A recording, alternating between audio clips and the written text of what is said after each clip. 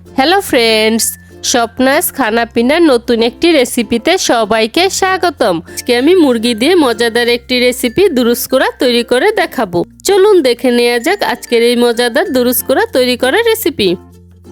দুরুস করা তৈরি করার জন্য এখানে আমি 1 কেজি ওজনের একটি মুরগি নিয়েছি এবং মুরগিটাকে আমি ভালো মতো পরিষ্কার করে ধুয়ে নিয়েছি। এরপর মুরগির গায়ে আমি চিড়ে দিয়েছি যাতে করে মশলাটা মুরগির ভিতর ভালো করে যায়। এবার এর সাথে 1 চা চামচ লবণ ও 2 চা চামচ লেবুর রস দিয়ে ভালো করে মেখে নিচ্ছি।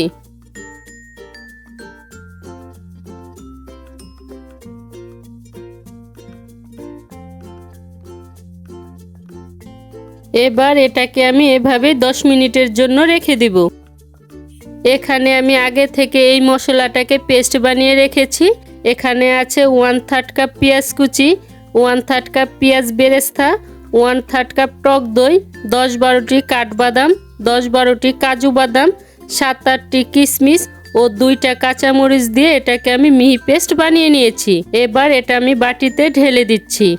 এবার এর সাথে দিয়ে দিচ্ছি 2 চা চামচ আদা বাটা, 2 চা চামচ রসুন বাটা, 2 চা চামচ জিরা বাটা, 1 চিমটি জয়ফল, 1 চিমটি জয়ত্রী, 1 চা চামচ গরম মশলার গুঁড়ো, 2 চা চামচ ধনে গুঁড়ো, 1 চা চামচ লাল মরিচের গুঁড়ো, 3 চা চামচ টমেটো সস,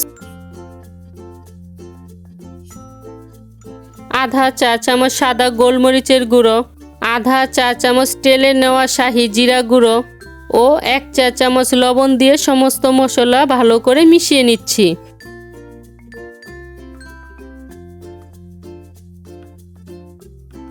মশলাটাকে ভালো করে মিশিয়ে নেওয়ার পর এবার এর মধ্যে আমি মুরগিটা দিয়ে মুরগিটাকে এই মশলাটার সাথে ভালো করে মেখে নিচ্ছি।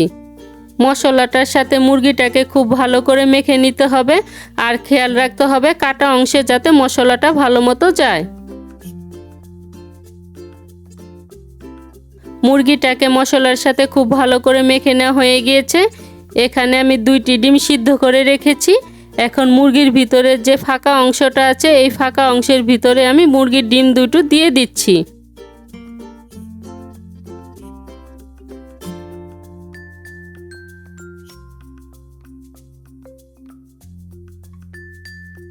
এবার মুরগির পা দুটোকে আমি সুতা দিয়ে শক্ত করে বেঁধে দিচ্ছি।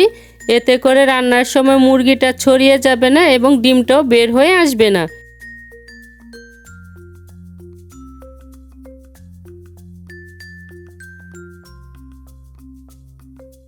এবার র্যাপিং পেপার দিয়ে মুড়ে এটাকে আমি 2 থেকে 3 ঘন্টার জন্য রেখে দিব। আর যদি হাতে সময় বেশি থাকে তাহলে সারা রাতের জন্য ম্যারিনেট করে রেখে দিতে পারেন।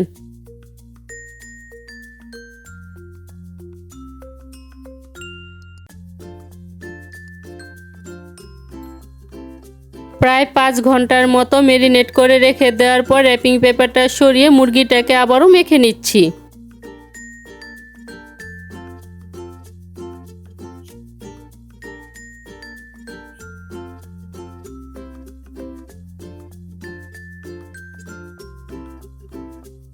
এবার রান্না করার জন্য প্যানে পরিমাণ মতো তেল দিয়ে তেলটা গরম করে নিচ্ছি।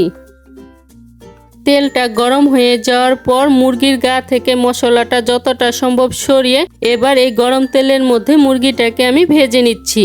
যদি মশলা সহ মুরগিটাকে ভাজা হয় তাহলে মশলাটা পুড়ে মুরগির কালারটা নষ্ট হয়ে যাবে।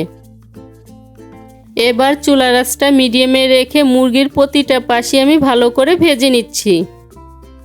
প্রায় 10 মিনিটের মতো ভেজে নেওয়ার পর এবার মুরগিটাকে আমি তেল থেকে তুলে নিচ্ছি।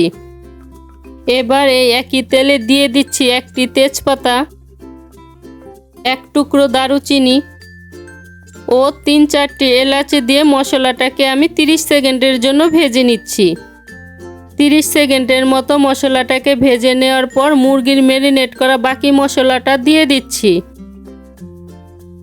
এবার এই মশলাটাকে সময় নিয়ে কষিয়ে নিচ্ছি।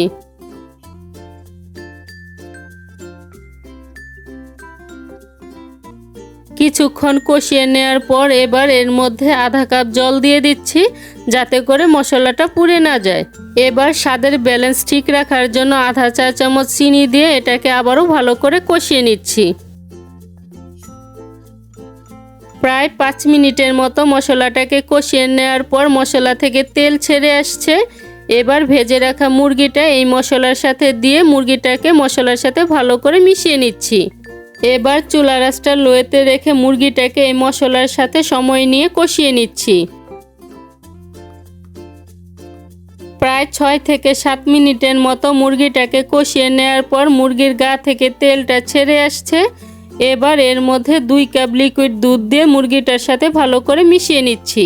মুরগিটাকে সিদ্ধ হওয়ার জন্য এখানে আমি কোনো রকম জল ব্যবহার করব না, এই দুধ দিয়ে মুরগিটাকে আমি সিদ্ধ করে নিব। এবার ঢাকনা দিয়ে ঢেকে এটাকে আমি লো আঁচে রেখে দিব। মুরগির একটা পাশ ভালো মতো সিদ্ধ হয়ে যাওয়ার পর এবার এটাকে আমি উল্টে দিচ্ছি, যাতে করে অপর পাশটাও ভালো মতো সিদ্ধ হয়।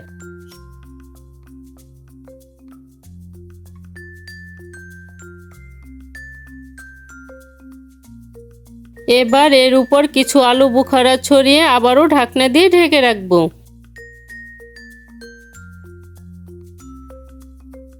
প্রায় 15 মিনিটের মতো ঢাকনা দিয়ে ঢেকে রাখার পর মুরগিটা আমার সিদ্ধ হয়ে গিয়েছে আর গ্রেভিটাও ঘন হয়ে গিয়েছে। এবার এর মধ্যে দিয়ে দিচ্ছি আধা চা চামচ গরম মশলার গুঁড়ো, 4-5টি কাঁচামরিচ, 1 চা চামচ ঘি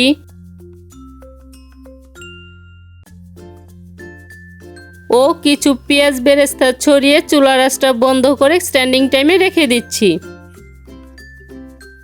5 মিনিট স্ট্যান্ডিং টাইমে রেখে এবার মুরগিটাকে আমি পরিবেশন করে নিচ্ছি। আর পরিবেশনের আগে মুরগির পাটা যে আমি সুতা দিয়ে বেঁধে রেখেছি সেটা আমি কেটে ফেলে দিয়েছি। ব্যাস তৈরি হয়ে গিয়েছে মুরগি দিয়ে মজাদার এই দুরুস্কুরা। আজকের এই মজাদার দুরুস্কুরা রেসিপিটি যদি ভালো লেগে থাকে তাহলে স্বপ্নাস খানাপিনা চ্যানেলটি সাবস্ক্রাইব করে পাশে থাকা বেল আইকনে প্রেস করতে ভুলবেন না। এতে করে আমি যে নতুন নতুন ভিডিও আপলোড করব সবার আগে নোটিফিকেশন আপনি পেয়ে যাবেন। আজকের মতো এখানেই বিদায় নিচ্ছি। দেখা হচ্ছে পরবর্তী নতুন কোনো রেসিপিতে।